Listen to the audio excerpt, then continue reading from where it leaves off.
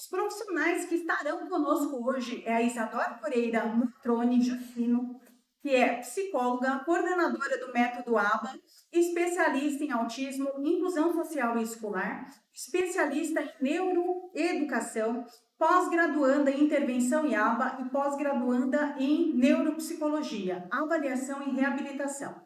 Nós também contaremos com a presença da Tainá Dalzaker Céspedes, que também é psicóloga, coordenadora no ABA, atendente terapêutica, pós-graduanda em psicopedagogia, base em ABA, pós-graduanda em TEA e escritora infantil. Também teremos a participação da Ana Carolina Fernandes Souza, que é psicóloga, coordenadora no ABA, especialista em autismo e avaliação de desenvolvimento e pós-graduanda em autismo. E da psicóloga Janaína Almeida Prado, psicóloga há 15 anos, com experiência em área clínica, supervisora no ABA, especialista em autismo e inclusão escolar, especialista em intervenção em ABA e especialista em neuropsicologia. Teremos aqui um time de peso, estamos no aguardo, essa equipe está vindo de Dourados, e já está aqui nos estúdios da Rádio Cultura, tá? Pontos importantes para a gente falar hoje, Antes que elas cheguem aqui e tomem seus assentos para falar sobre o transtorno do espectro e o manejo, eu tenho aqui o auxílio do Ana, que a gente vai estar contextualizando, um pouquinho do que é o transtorno do espectro no autismo. Boa noite, Daniela, tudo bem? Tudo bem? Prazer estar aqui te ajudando, nesse programa, que vem ajudando aí muita gente. Eu espero aí que o pessoal que esteja ouvindo Fala Psico esteja absorvendo todo o conhecimento que é trazido aqui todas as quartas-feiras. Muito importante, Ada. O objetivo do programa é esse, é levar instrução, orientação para as pessoas, porque a gente entende que pessoas, de conhecimento, elas têm uma condição maior de entender os processos que vivenciam na vida, de buscar o auxílio necessário, de acolher as próprias dores, e isso facilita no nosso processo de cura. Com certeza. Daniela, bater um papo aqui com você. Então, tem algumas perguntas aqui muito interessantes que com certeza podem ajudar muito o pessoal que está na live, o pessoal que está ouvindo a rádio. E a primeira delas é o seguinte: o que é TEA? TEA. TEA. O TEA é o transtorno no espectro do autismo, tá? Ele está caracterizado como transtorno de neurodesenvolvimento. O que é um transtorno de neurodesenvolvimento? É uma condição neurológica que afeta aspectos da nossa vida, como a nossa socialização, interação social, os aspectos intelectuais, as nossas condições de socialização e comportamentais. Então, o transtorno do espectro do autismo, ele aparece na infância. Então, às vezes alguma pessoa ela vai achar que ela teve a vida inteira sem ter nenhum tipo de sintoma. E no momento da vida, ela vai ler algo sobre o sintoma, ela pensa, nossa, eu me identifico com isso daqui naquele momento. Quando a gente fala de autismo, quando a gente fala de transtorno de neurodesenvolvimento, a gente está falando de condições que a pessoa apresenta desde a infância. Nos níveis leves, às vezes, é meio difícil você identificar isso, porque quando a pessoa tem um nível de suporte 1, por exemplo, que ela tem alguns prejuízos, mas que não são tão visíveis nos primeiros anos de desenvolvimento, então às vezes pode passar batido e as pessoas entenderem que aquilo ali é um fator relacionado à personalidade. Mas essa criança ela vai apresentar alguns prejuízos e também precisa do atendimento, tá? Mas são questões que aparecem na infância. Tá? Quando a gente fala do diagnóstico, a gente precisa analisar o prejuízo em duas grandes áreas que são fundamentais para a gente fazer o diagnóstico do autismo. Tá? A primeira delas é a pessoa precisa apresentar prejuízo na comunicação e na interação social, que são aspectos fundamentais. Então, essa pessoa ela tem dificuldade de socialização, ela tem dificuldade de se comunicar, ela tem dificuldade de compreender algumas linguagens, não verbais, por exemplo, entender a fisionomia do outro, quando o outro está triste, quando o outro está feliz, quando o outro está sendo sarcástico, quando a pessoa está comentando uma metáfora. Então, esses prejuízos, eles são presentes dentro do transtorno. E um outro fator que é importante, que já é o segundo prejuízo, que também precisa apresentar prejuízo, é em relação aos padrões restritivos e repetitivos de comportamento. Então, a pessoa ela vai apresentar, né, algumas restrições em relação à alimentação, em relação a algumas coisas que ela vai apresentar uma rigidez que ela não quer e ela bate o pé que aquilo ali não, ela não quer, né? E ela apresenta bastante resistência com mudança, tá? E repetitivo porque ela precisa de uma rotina para que ela se organize. Então ela tem ali, né, às vezes uma mania de organização, de manter as coisas separadas, né, por tamanho, por cores, né? E exato, parece, mas na verdade é uma forma da criança se regular, porque quanto mais ela vê algo organizado, mais ela traz segurança para si, ela consegue se organizar no nível emocional, né? Entendi.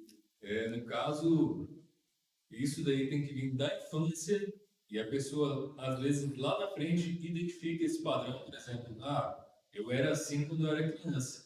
Exatamente. Só que o que é importante frisar, Adam? Tem pessoas que foram criadas de uma forma muito sistemática. Então, às vezes, uma criança ela vem com um padrão desde a infância de ser extremamente organizada. Só a organização ela não é um fator fundamental para a gente fazer diagnóstico, tá? Um dos principais fatores é, né, essa junção de apresentar os prejuízos conforme eu mencionei. Na área da comunicação e interação social, padrão restritivo e repetitivo de comportamento. Se ela não apresentar prejuízo nas duas áreas, pode ser algum outro transtorno, porque existem transtornos que também apresentam, né, pontualmente questões que são similares a alguns aspectos dos critérios do autismo, mas não necessariamente vai ser autismo. Tá? Entendi. E eu creio que a de casa aí também entendeu bacana. Como você falou aí, tem muitos sintomas que vêm da infância, as pessoas na vida adulta identificam, né? E acabam procurando um neuropsicólogo Sim. para ser diagnosticado. E o número de diagnósticos, né, vem aumentando muito. E esses números são verdadeiros, as pessoas estão entendendo muito autismo mesmo.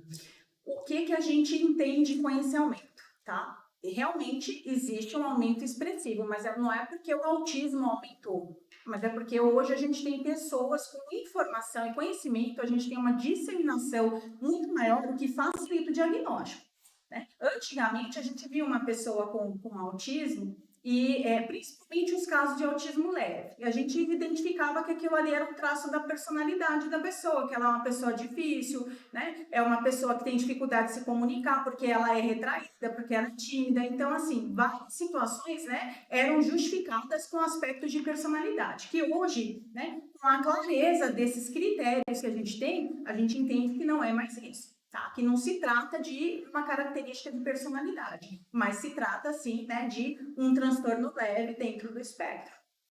Várias pessoas, às vezes no nosso dia a dia, na nossa rotina, a gente acaba notando, né, esses tipos de sintomas, esses tipos de comportamentos. E você pode explicar para a gente aí quais são os níveis? Nós temos 3 níveis, tá? São os graus de suporte. Então, a gente tem, né, o grau de suporte 1, que é a pessoa que ela precisa, né, de auxílio. O grau de suporte 2, que ela, né, necessita de um auxílio, mas ela não tem muita autonomia. O grau de suporte 1 tem um nível de autonomia. O grau de suporte 2 não tem tanta autonomia, tem muito mais dependência de alguém para que se realizem as coisas. O nível 3, ele é totalmente dependente. Ele encontra muita dificuldade na execução daquilo que é solicitado. O que a gente tem também, Adam, são casos de autismo, né, que acabam tornando o caso mais severo, porque a gente tem comorbidades vinculadas. Então, é muito comum, às vezes, nos casos do autismo, né, no nível 2 e 3, onde a criança tem a deficiência intelectual. E aí, ele, junto com a deficiência intelectual, acaba, né, implicando em uma necessidade maior de intervenção, né, e de desenvolvimento dessa criança, porque o objetivo do tratamento do autismo é que a criança ela desenvolva autonomia para que ela tenha, né, a vida mais normal possível, a partir das limitações que ela apresenta. Legal, entendi. A gente vai para um comercial bem rapidinho, já estou conduzindo aqui. Nossa. Entrevista com a Ana, mas logo umas informações aí sobre o manejo do autismo. Não saia daí porque está muito interessante.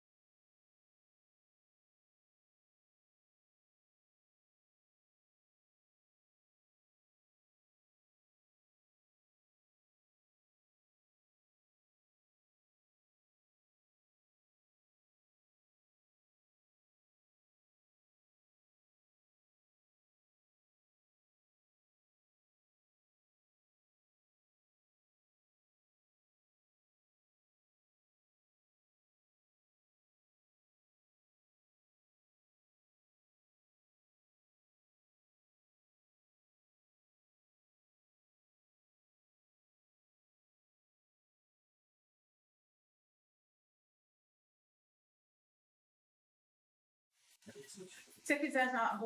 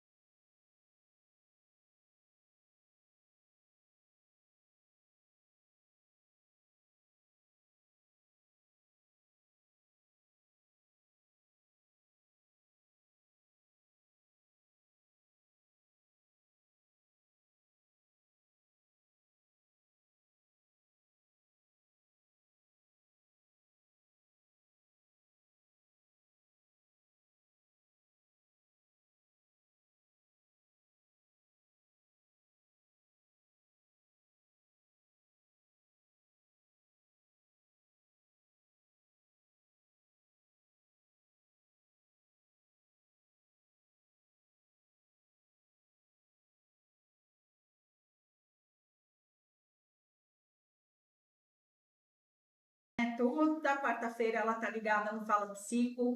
Aninha, muito boa noite para você, né? Um grande abraço e uma noite abençoada para você também.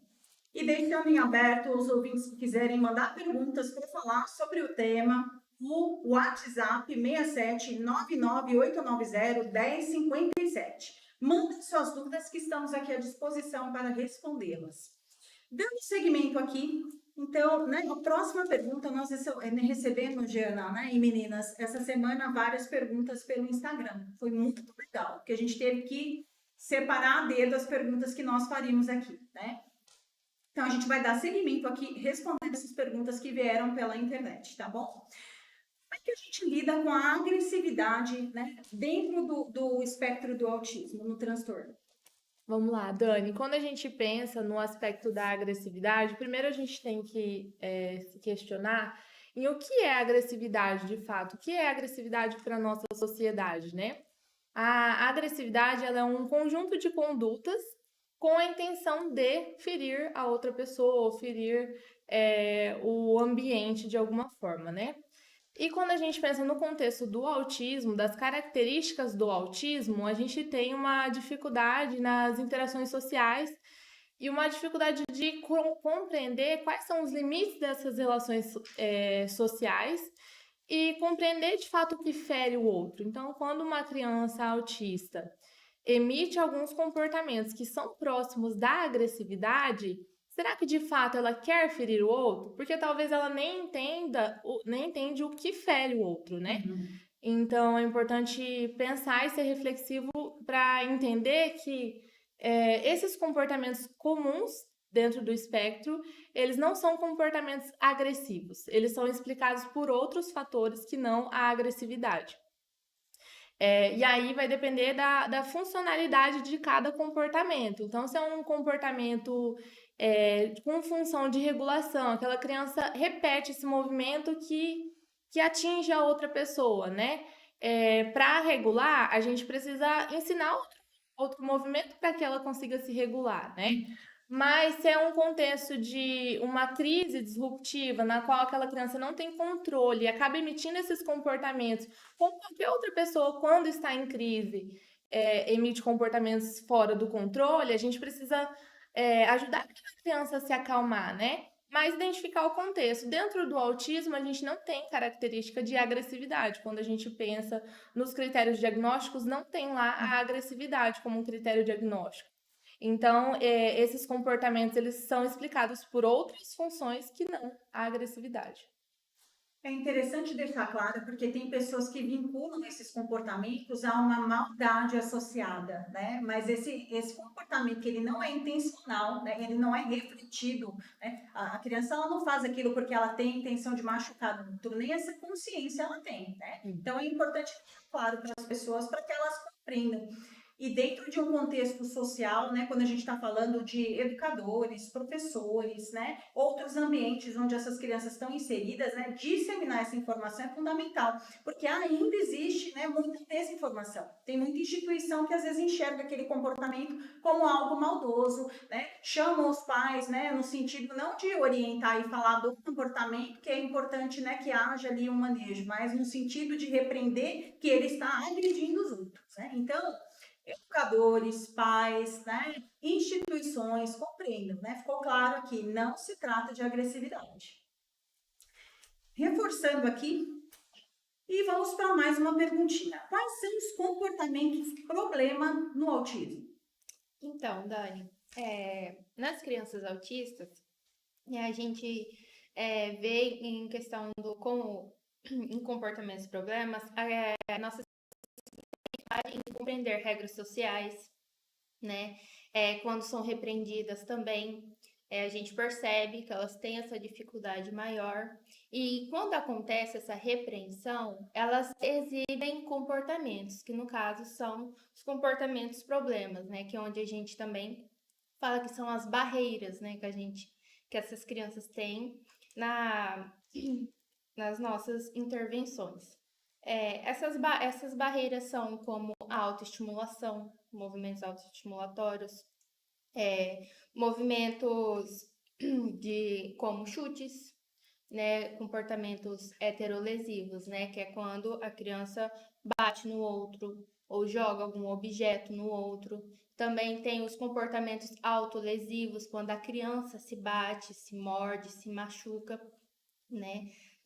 Esses também são um dos comportamentos.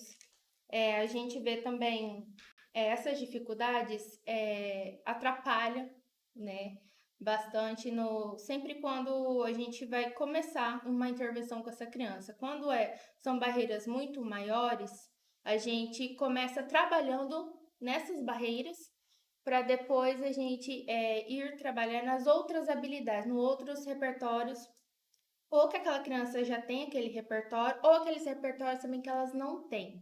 Então, a gente começa nessas barreiras, algumas vezes. E deixa eu tirar uma dúvida com você, né? Esses comportamentos, eles são presentes em todos os níveis ou existem níveis onde eles são mais presentes? Sim, tem níveis que eles são mais presentes, mas todos eles têm a sua barreira. Claro, cada um de acordo com o seu nível de suporte, seu nível de ajuda. Sim. Muito bem. E o que são as crises disruptivas e como lidar com elas? As crises disruptivas, elas são um conjunto de comportamentos, né, que ocorrem diante de uma sobrecarga sensorial ou emocional. Muita gente associa essas crises disruptivas somente à sobrecarga sensorial, mas também diante de uma frustração, diante de uma quebra abrupta na ação daquela criança, pode gerar uma sobrecarga emocional e isso acabar ocasionando uma crise disruptiva. Quebras em rituais ou comportamentos repetitivos daquela criança também podem gerar uma crise disruptiva, que são um conjunto de condutas muito intensas, e aí vai depender de quais comportamentos cada criança emite, mas se é uma criança que emite choro e grito, vai ser o choro e grito mais intenso que aquela criança vai emitir, para além do que ele emite no cotidiano. Se é uma criança que emite autolesivo, bate a cabeça, vai bater muito a cabeça, com maior frequência, com maior intensidade. Porque no momento da crise disruptiva, aquela criança não controla suas ações. Então, ela está tentando liberar essa sobrecarga sensorial e emocional de alguma forma, e ela só consegue liberar através da emissão desses comportamentos. E aí, o que a gente precisa fazer, né, para auxiliar aquela criança que está em crise? Muita gente vai para o lado de vou tentar acabar com essa crise, vou tentar interromper esses comportamentos. E isso não pode acontecer, porque ela está no pico de um descontrole e não adianta a gente tentar segurar, tentar parar, porque só vai piorar. A gente precisa buscar dar uma segurança no local ali, olhar o que tem em volta que pode machucar aquela criança, olhar o que tem em volta que aquela criança pode pegar e jogar. Reduzir os estímulos sensoriais, então parar de falar com aquela criança, de dar muitos estímulos, reduzir os sons do ambiente, reduzir as informações visuais daquele ambiente, né? Então, um lugar mais calmo, ele dá um momento para aquela criança conseguir processar essas informações sensoriais e se acalmar. E aí a gente fica ali dando o suporte para aquela criança. E até o próprio processo da intervenção, ele é um processo para que a criança aprenda a lidar com essas situações que são gatilhos para que elas fiquem, né, com essa crise disruptiva. E isso aí é um aprendizado, não vai ser na hora que ela está na crise que você vai conseguir mostrar para essa criança, né, como é que ela tem que lidar com isso. E tem gente que quer ensinar ali na hora, respira, né, vem cá, eu vou te dar um abraço, né, segura. Então, assim, é bem importante vocês frisarem isso, porque aquele momento não é um momento. Assim como uma discussão não adianta você ficar ali, né, se desgastando, batendo boca, que não vai resolver, dentro de uma crise dessa também não resolve. Então, né, a importância de você respeitar aquele momento, não invadir aquele espaço e só trazer segurança para isso, né? Isso, Dani. Eu acho que a palavra é bem essa, segurança. É muito importante porque muitas vezes as pessoas perguntam, numa crise, como eu posso ajudar? Né? Primeiro, eu acho que é muito importante você perguntar para os pais. O que eu posso ajudar? Porque as pessoas fazem muito isso. Abraçar, querer conter de alguma forma essa crise. e você observar no ambiente o que pode, de alguma forma, acabar machucando essa criança. Então, se é um ambiente que tem muitas cadeiras, tem objetos de vidro, cortantes, eu tento retirar esses objetos do local. Se eu não consigo retirar os objetos, eu tento encaminhar, levar essa criança para um outro local mais seguro, mas jamais com a ideia de conter a crise, e sim para que os prejuízos daquela crise sejam o menos danoso possível para aquela criança, para aquele meio. Então a ideia é essa mesmo, é eu não tentar controlar, mas eu deixar essa criança num ambiente em que ela não corra nenhum tipo de risco, né? Porque também só deixar a crise acontecer, a criança batendo a cabeça ou quebrando as coisas, se cortando, se machucando, também não é o correto fazer. Então, o que a gente faz é isso. Não consigo controlar o ambiente, que é retirar o que pode vir a machucar essa criança, eu tento retirá-la para um local mais com menos possível, né, de objetos, de estímulos, tanto sensoriais, né, como também até emocionais. Às vezes, uma retirada de uma pessoa do local também vai diminuindo essa crise, porque às vezes tem crises direcionadas, né?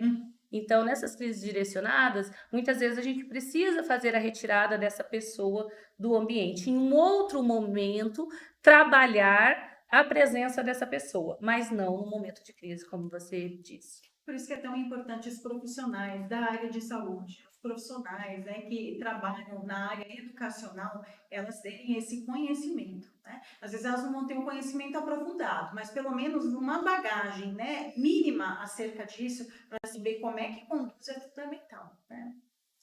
Gente, a gente vai para um breve pausa, já a gente retorna com as meninas respondendo aqui as perguntas que vocês fizeram no Instagram. Fiquem ligados.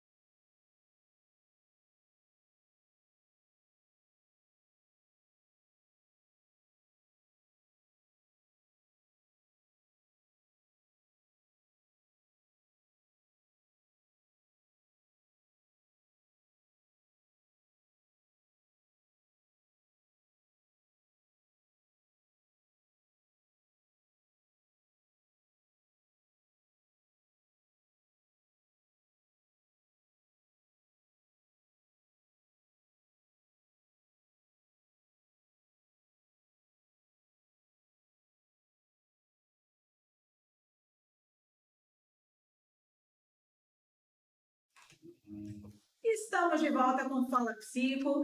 Gente, que equipe de peso que tá aqui, viu? Continuem ligados, porque tem muita informação aí para ser disseminada ainda para vocês, muito conhecimento, né? Aproveitem essa oportunidade, né, para desenvolvimento e até para entender muitas coisas que são fundamentais, né, no nosso trato com as pessoas, dependendo da profissão que a gente tem. É muito importante que a gente tenha, né, essa bagagem. E vamos lá, meninas, né? A próxima pergunta é como lidar com as birras. Vamos lá. Acabamos de falar de crise, né? E quando a gente fala de crise, surgem algumas dúvidas. Uma delas e se for uma birra, né? Como lidar com essas birras? Qual a diferença entre a crise e a birra? Como identificar, né? Então, a gente tem que pensar que a crise, ela ocorre diante de uma sobrecarga sensorial e emocional. A birra também vem de uma sobrecarga normalmente emocional. Quando a criança não alcança algum objetivo, tem algum objetivo que é interrompido, e aí ela acaba se frustrando, se deparando com a frustração. E é importante que na birra, essa criança sempre tem um objetivo a ser alcançado. Então, é algo que ela pediu, ou é algo que ela não quer fazer, está sendo obrigada a fazer, sempre tem algum objetivo. Enquanto na crise não tem objetivo nenhum, até se a criança estiver em crise, você der algo que ela mais ama no mundo, não vai passar a crise dela, né? Ela não consegue interromper essa crise. Agora eu tenho o ursinho que eu gosto, vou parar a crise. Isso não acontece, mas na birra isso acontece sim, né? A birra ela ocorre numa intensidade menor e aquela criança consegue interromper essa birra. No momento da birra, a criança ela está o tempo todo buscando uma reação naquele adulto. Ela quer conduzir a situação, mas ela não tem maturidade para conduzir aquela situação. Então, olhar se aquela criança está buscando, olhando a sua reação, modificando o comportamento em intensidade diante da sua reação, isso é muito comum na birra, né? E aí identificou uma birra. Como que a gente lida, né? Que foi a sua pergunta. Como lidar com essa birra? A gente precisa reconhecer que essa criança quer alguma coisa, então reconhecer o que essa criança quer. E conversar com ela, falar, olha, eu entendo que você quer o chocolate, vocês estão no mercado, a criança começa uma birra, eu entendo que você quer esse chocolate, agora você não pode ter esse chocolate, eu entendo que você está frustrado diante disso, né? E a gente precisa reconhecer, mas sem ceder.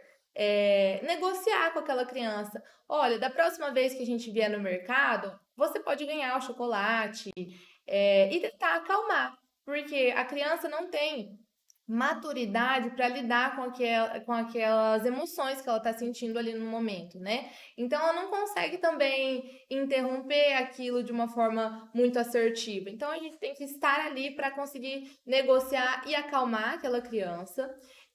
Às vezes, aceitar que aquela criança não vai se acalmar de uma forma imediata ali no momento, até porque os gatilhos continuam ali. Então, se você está no mercado, chocolates continuam ali, do lado do caixa tem chocolate, então ela vai relembrar e ela vai se deparar com aquela frustração novamente, né? E aí, depois de um tempo, depois que estiver em casa, se a criança já estiver mais calma, explicar a situação de uma forma mais madura. A gente tem que lembrar sempre quem é o adulto da situação, né? E quem tem que conduzir aquela situação da melhor maneira, não esperar que aquela criança tenha maturidade para interromper aquilo e entender que a birra vai acontecer, é comum por essa questão de maturidade mesmo das crianças. Eu tenho frisado aqui, falando, né, educadores, prestem atenção, né, profissionais da saúde, mas pais, prestem atenção, né, porque quem tem maior convívio com o filho são os pais, e tem pais que às vezes levam o filho para uma intervenção e ele quer que o processo ocorra ali, mas ele não se compromete com o processo. Então, tem todo o trabalho desenvolvido ali, né, com a questão comportamental, a hora que chega em casa, nada é válido. E isso não ajuda a criança, não é? Então, é muito importante que os pais se comprometam com isso, né? Pais que identificam, que estão com os filhos, né, em processo de intervenção, né? Se não tem, né, orientação, procure a orientação. Às vezes, né, leva em algum lugar para fazer intervenção e não tem ali um suporte adequado, busque esse suporte. Porque se vocês não fizerem, né, a lição de casa na intervenção com os filhos, a gente acaba tendo aí um prejuízo também, né? A criança vai permanecer em prejuízo, porque ela vai entender que naquele ambiente ali, né, existem regras, mas em casa vale tudo, e a gente não tem uma mudança comportamental, né? Dani, vale citar também que é importante os pais entenderem que há essa diferença da birra para a crise, mas também que uma birra pode evoluir para uma crise, né? Então, saber diferenciar isso ajuda a gente na hora de intervir. Então, como eu vou intervir? Então, talvez, se eu estiver ali já numa crise, já escalonou para uma crise, eu não vou ficar ali falando o tempo todo com essa criança. Então, é muito importante essa informação justamente para essa intervenção. Não vai entrar em negociação, né? Exato. Aí algo que na birra a gente poderia... Sim. Muito bem. Gente, a próxima pergunta é: quais são as comorbidades mais comuns dentro do espectro? Nossa. Então, Dani, a gente tem uma gama imensa, né, de transtornos, de síndromes que a gente tem que considerar. E lembrando que a criança, o adulto autista, ele não está livre de ter outros transtornos ou uma síndrome, né? Então, a gente considera, por exemplo, síndromes genéticas que podem estar associadas, né, ao autismo. Então, tem muita gente que acredita que uma criança autista, ela não pode ter síndrome de Down, por exemplo, ela pode ter. Então, comorbidades que podem ocorrer, como a síndrome de Rett, só que são em menos escala, né? Até uns 10%. Porém, a gente tem os transtornos psiquiátricos. A gente tem o TOD, que é muito comumente associado, o TDAH, né? O TOC, que também pode ser confundido com alguns elementos. Então, a gente tem que considerar as características do transtorno, os critérios que tem nesse transtorno, porém, a gente tem que diferenciar do autismo dessa criança. Então, é muito delicado, né? A gente tem que levar para um profissional especializado justamente os critérios para a diferenciação, porque a gente tem critérios diagnósticos que vão se encaixar no autismo e que não vão se encaixar em um tal transtorno. Então, assim, por exemplo, a minha criança, ela é muito agitada, então ela tem bastante estereotipia, ela fica balançando bastante os braços. Quer dizer que ela tem uma hiperatividade? Não necessariamente. Então, a gente tem que considerar o que a gente sempre fala no autismo, a individualidade do indivíduo, né? A questão do autismo, como se manifesta nele, possíveis transtornos, né? Então, pode estar associado com diversos transtornos, mas os mais comuns são o TDAH, o TOC e o TOD. Muito bem. Fiquem atentos, gente, para que vocês possam identificar, né? É muito importante essa percepção, né, dos pais na hora de fazer o diagnóstico. Ele tem que levar para o profissional e precisa falar da rotina, o que está acontecendo, quais são os comportamentos identificados, né? E se não tiver uma clareza também desses comportamentos, às vezes a criança sai de lá, mas não sai com um diagnóstico, né? Porque tem coisa que é observação. É através do histórico que você vai entender, né? Para você trazer atenção e fazer o diagnóstico adequado. Muito bem. O acompanhamento multidisciplinar funciona de forma efetiva na prática? Dani, essa pergunta ela é bastante interessante. Queria até saber qual ouvinte, hein, que fez essa pergunta.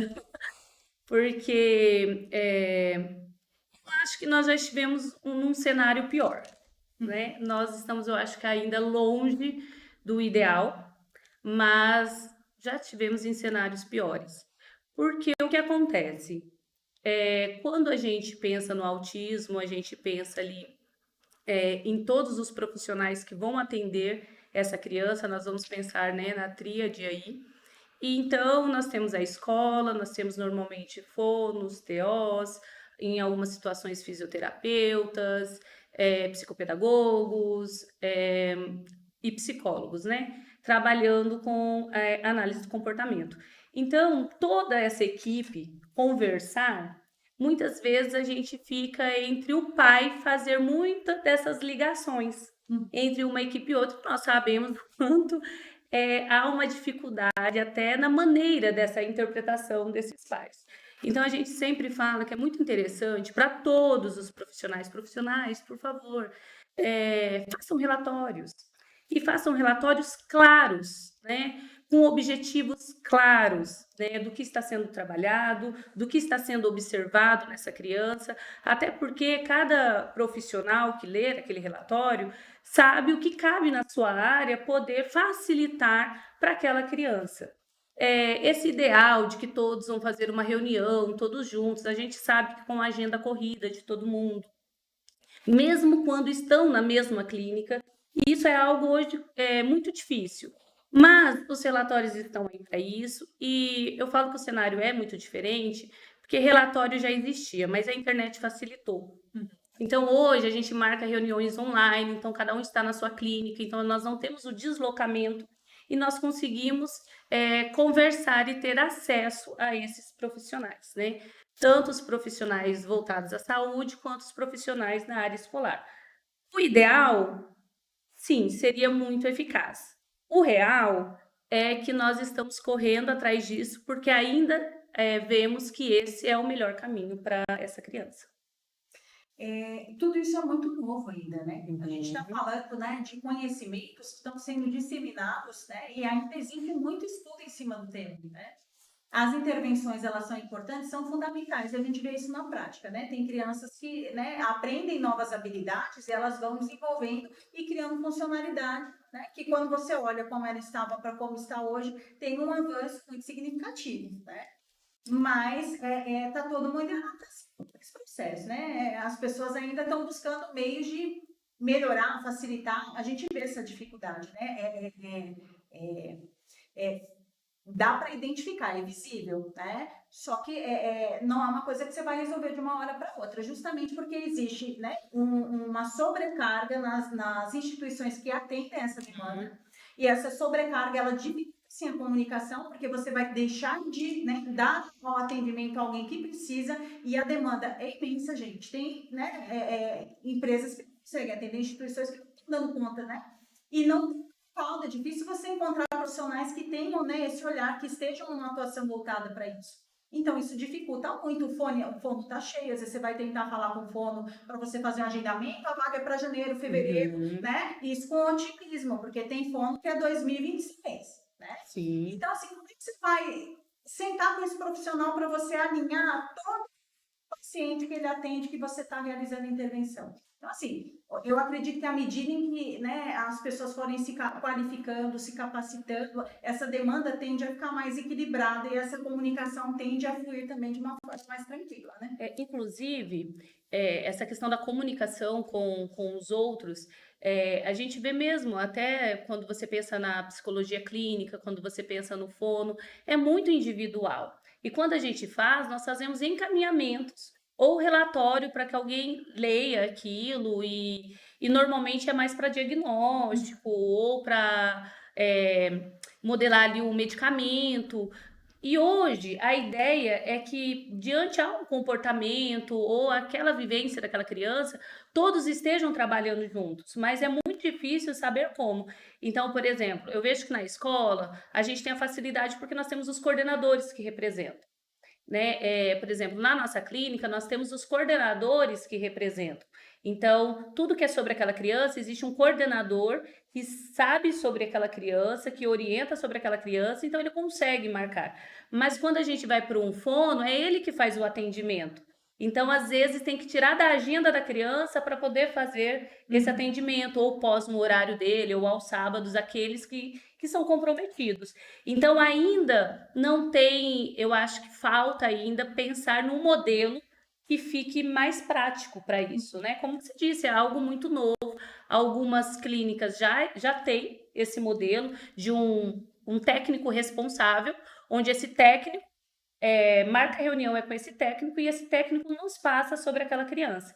Mas não são todas as clínicas ainda, né? Pontos para evoluir, né? E a evolução ela é crescente, né? A gente vai chegar num nível satisfatório, mas é uma caminhada, né? Não tá dando para chegar no nível de perfeição ainda, né? Mas vamos lá. Vamos para um rápido intervalo e já a gente retorna para o último bloco do Fala Psico.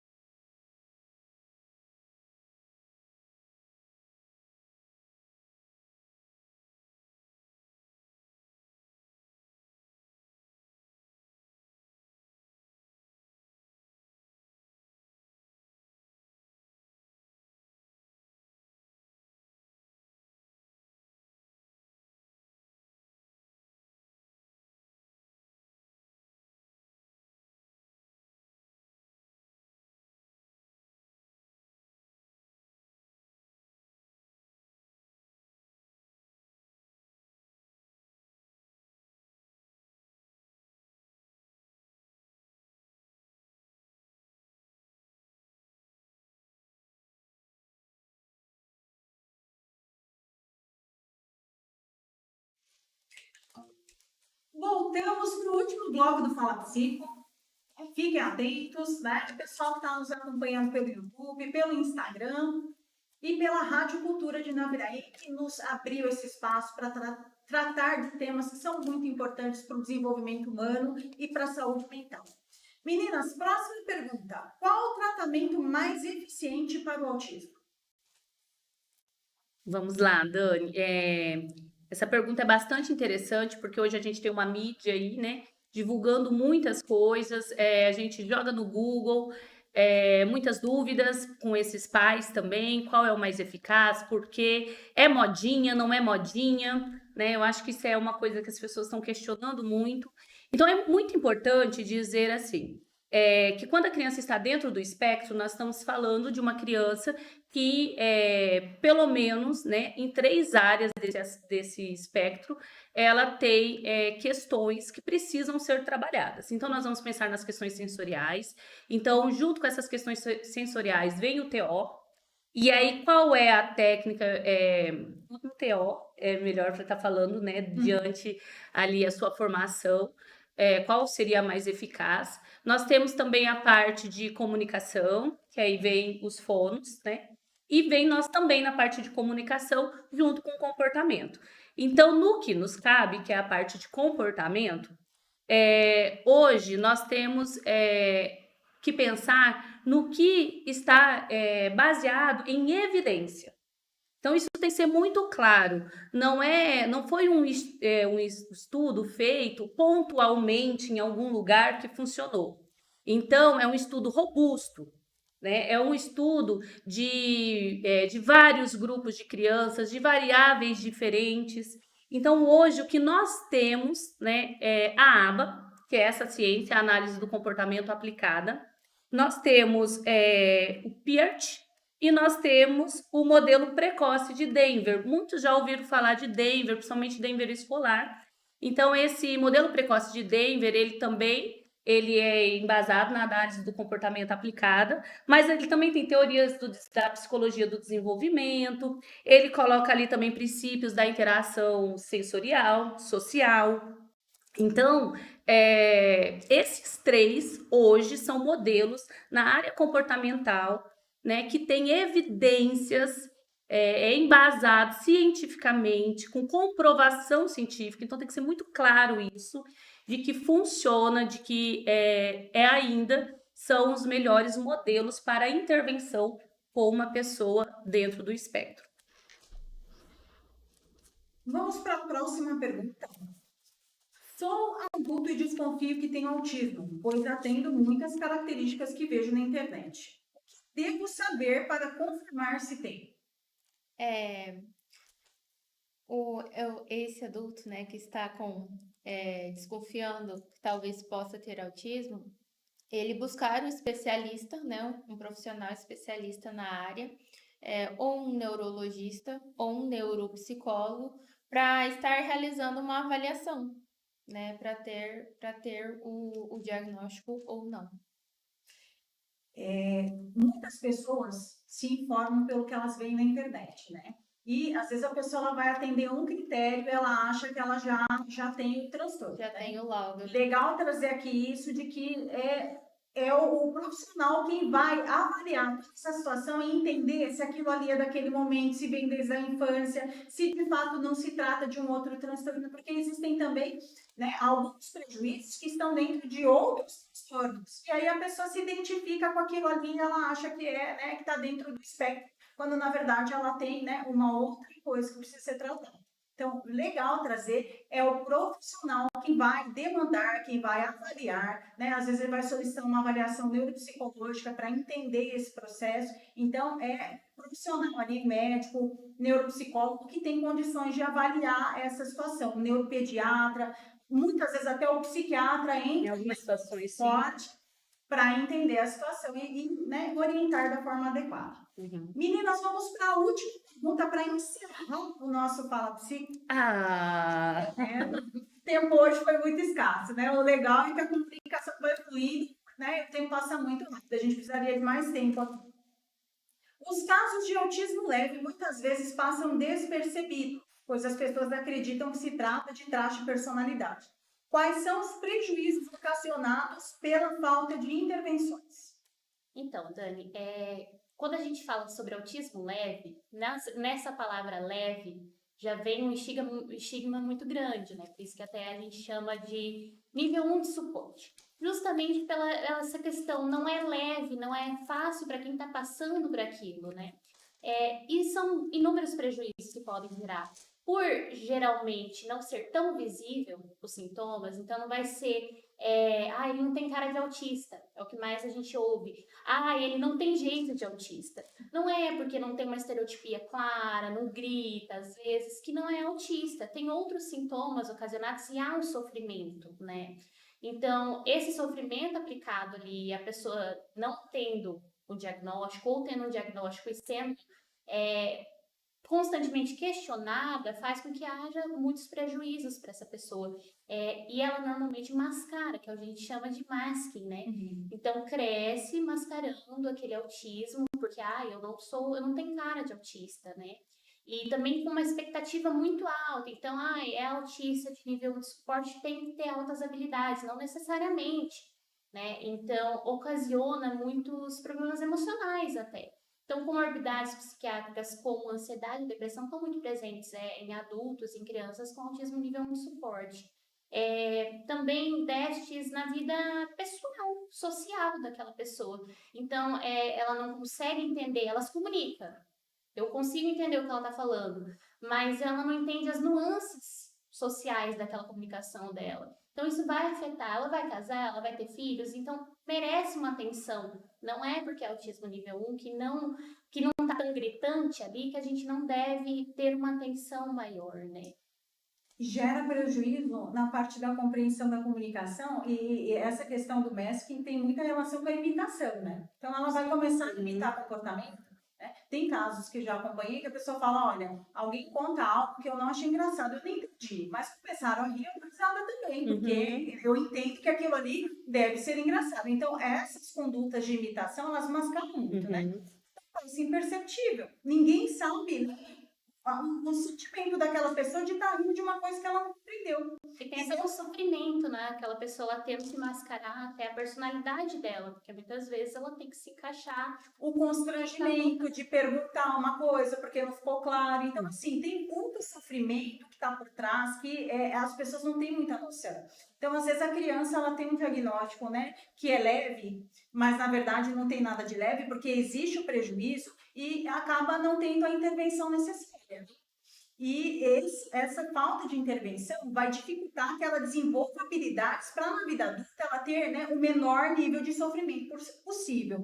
Falar que vai evitar o sofrimento, não vai ser mas ela vai ter o menor sofrimento possível, né, uma menor probabilidade de desenvolver, né, outras comorbidades, né, a depressão. Tem muitas pessoas com pensamento suicida, por quê? Porque elas não se enquadram, elas não se encaixam, elas têm essa consciência de que elas são diferentes das Elas não se encaixam tanto com os neurotípicos quanto com os neurotípicos, né? Sim, Então, ele é autista, sim, ele faz isso. Então, por que eu não encaixo aqui, mas eu também não me encaixo ali com o neurotípico? E é muito comum o isolamento, porque os que têm essa tentativa, como você mesmo colocou, e foi perfeita a sua colocação, porque a gente vivenciou já situações assim, de fazer repetições em que aquela repetição daquela brincadeira em outro ambiente não era adequado. E essa pessoa não tinha essa percepção, então ela reproduziu num outro ambiente, onde o próprio ambiente a isolou, porque foi forte, foi pesado, e essa pessoa não teve essa compreensão do porquê, já que nesse ambiente X eu escutei aquela piada, nem entendi o porquê que ela é legal, mas todo mundo riu. Reproduzi para mais umas pessoas, foi legal. Aí eu reproduzi num ambiente em que nós, né, já entenderíamos que não era adequada, mas a pessoa não conseguiu entender, até porque nem entendeu a piada, né? E quando ela reproduz, ela não entende o porquê o ambiente a isola. Então ela começa a ter tentativas frustradas dessa comunicação. Né? Então, são pessoas que falam, que se comunicam, mas que não compreendem, né? As brincadeiras, principalmente, né? O que está por trás dessas falas. Sentido figurado. Sentido figurado. E aí ela prefere se isolar, que já é um lugar de conforto. Mas quanto mais ela se isola, menos ela treina. Quanto menos ela treina, mais prejudicial, porque nós vivemos em sociedade. É um sentimento solitário, né? Tá sempre só. E às vezes existe a necessidade, a pessoa ela quer interagir com outras pessoas, né? Mas ela não se vê com habilidades para fazer isso. Perfeito. E essa imitação nem sempre ela vem de uma maneira natural e aquilo acaba estigmatizando ainda mais aquele indivíduo que está tentando se adaptar e se mostrar Fica igual estranho, né? aos outros, e ele é extremamente robotizado, né? Ou intenso demais nas imitações. E aí acaba gerando preconceito ali, porque ele não é nem esquisito demais e nem adaptado demais àquela realidade, né? Meninas, perfeita a participação de vocês hoje. Gostaria muito de, né, agradecer a disponibilidade de vocês, fazer o deslocamento para estar aqui participando com a gente ao vivo, né? Muitíssimo obrigada. Eu acredito que os ouvintes da rádio, né, Cultura de Naviraí 105,7, o pessoal que nos acompanha pelo YouTube, pelo Instagram, eles tenham tido aí um material excelentíssimo, rico, né, diante desse tema que é tão importante e a gente ainda tem tantos tabus associados, tanta desinformação. Gostaria muito de agradecer vocês, viu? Gratidão. Obrigada, Dani. Obrigada. Nós que Da nossa equipe agradecemos, também, Dani. Nós agradecemos a oportunidade. É um assunto que a gente sempre está discutindo, está conversando, estudando sobre ele. E a gente vê o quanto é importante a gente levar o conhecimento para onde a gente vai. Naviraí é uma cidade que a gente está chegando também. Nós temos a nossa atendente terapêutica aqui. E a ideia é essa, né? Trabalhar em equipe, levar o conhecimento para essas pessoas, para que cada vez as pessoas perguntem mais. E é assim que a gente consegue cada vez mais ajudar, contribuir com as pessoas dentro do espectro.